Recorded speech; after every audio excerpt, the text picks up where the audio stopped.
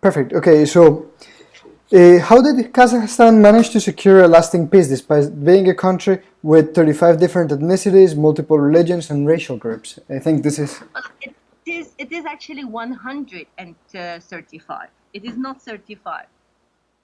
Uh, well, at the time when we got our sovereignty in 1991, we actually happened to find ourselves in a very difficult situation where the titular nation of the Republic of Kazakhstan, Kazakhs, were only something around 40%. And of course, you can see that when a country gets a sovereignty or independence, the national movements can be very very severe. But it was a very wise decision by our leadership, so to say, the president of the republic, when he said that the nations, nationalities, ethnicities which are living in Kazakhstan, they have to live in peace, and we will not give any prerogative to any of the nations. And in 1993, he created an assembly of the peoples. At that time, it was called Peoples of Kazakhstan, where every ethnicity had their own cultural center, where representatives of every ethnicity could have studied their own maternal language, and where they had their voice in parliament. Then, 15 years later, this entity was renamed as the Assembly of People of Kazakhstan, which showed that we are one people, one nation, not an entity of 135 different nationalities. What role do you think that the sort of integrity and inclusivity of different ethnicities and different groups plays towards peacekeeping?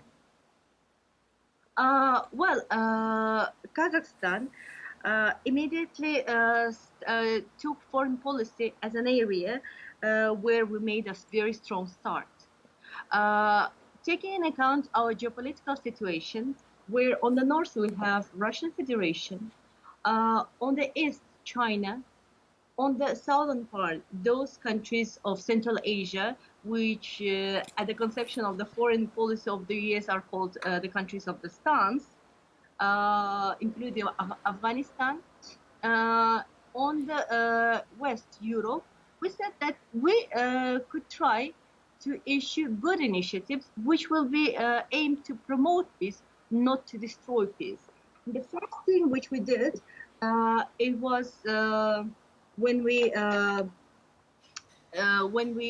stopped the nuclear testing on our country, and when we joined the Convention of Nuclear Free World and Peaceful Atom.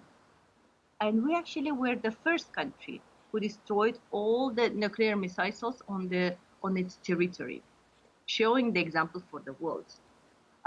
In 1995, we had the initiative of security initiatives, so to say, SICA, the confidence building in Asia, which is working. You described to me earlier about parliamentarians of different nations and ethnicities really, participating and creating like a whole national identity of like true multiculturalism. Do you think Latin America can learn from examples such as this, or would it be very hard to implement in scenarios different in Kazakhstan? Well, I don't think that it would be difficult, because even if the population of the titular nation, Kazakhs, were 40%, but it was a titular nation. As I know, in Latin America, the ethnicity is quite mezclado. So it probably would be even easier if you would say the equal rights to everyone from the beginning. Yes, I think there's something very strange that we're starting to see, like with the peace process, for instance, is that we're starting to see like that different communities are being kind of like separated into different hierarchies and into different like communities of interest or communities of lower interest, say. when the Kazakh nation started as a project, do you think these hierarchies existed and they dissolved over time, or was it something else? We do have a certain hierarchy. We do have a certain hierarchy. Basically, we Kazakhs, because we throughout our development, throughout all the centuries of our history, we always had very vast land, which is now, it is actually much more that it used. It is now, like the southern part of Russia basically were Kazakh lands, which were like even Orenburg was the first capital of Kazakh Socialist Republic. But we had the division of Kazakhs into three parts, which was an administrative division. And within those divisions, there was a very strong hierarchy based on the age and based on the leaders of the tribes. And we might say that it does not work, it's not implemented in nowadays Kazakhstan, but this respect for the elders, respect for the people who are head of the tribes, even if it does not exist officially, it remains. And probably from this part, it is easier to manage Kazakhs. So what role does national identity play in the stability of the country? The president more often is saying that we are not a Kazakh nation, actually, but we're a Kazakhstani nation. So we're moving from the Kazakh identity, from a Kazakhstani identity, where we can be celebrating, say, Christian Orthodox holidays together with Muslim holidays, and together with pagan Asian Turkey holidays, so as Nowruz, the starting of the new year. Can you imagine we celebrate Nowruz in March, we celebrate Christmas in January, and we celebrate the new year in the 1st of January. That's incredible. It speaks of like true multiculturality and multi-religiousness. Could you tell us about the role Kazakhstan has historically played as a diplomatic mediator between Europe and Asia?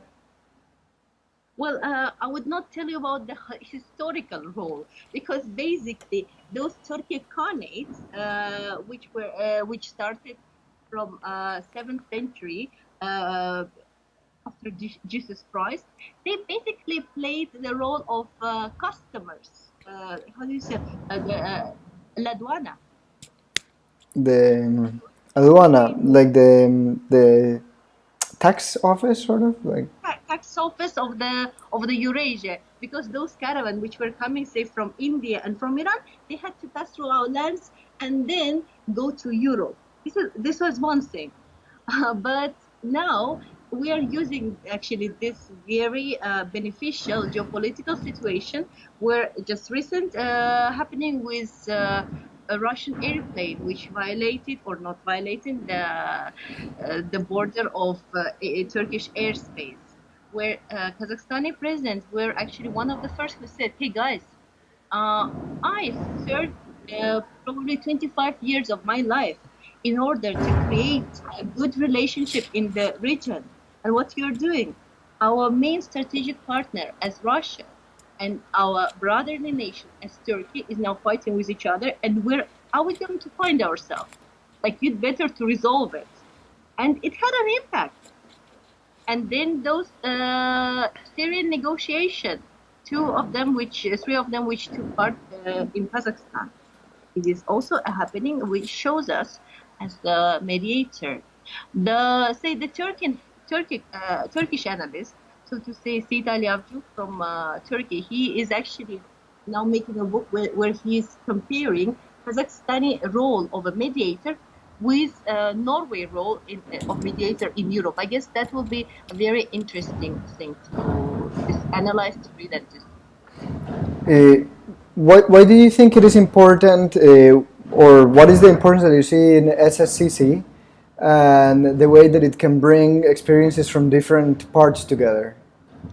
Well, if Kazakhstan Kazakhstan is, say, SCC, which came through on the planet, because we do have representatives from many different nations, like 135. It is basically one half of the nationalities which are represented on the planet Earth.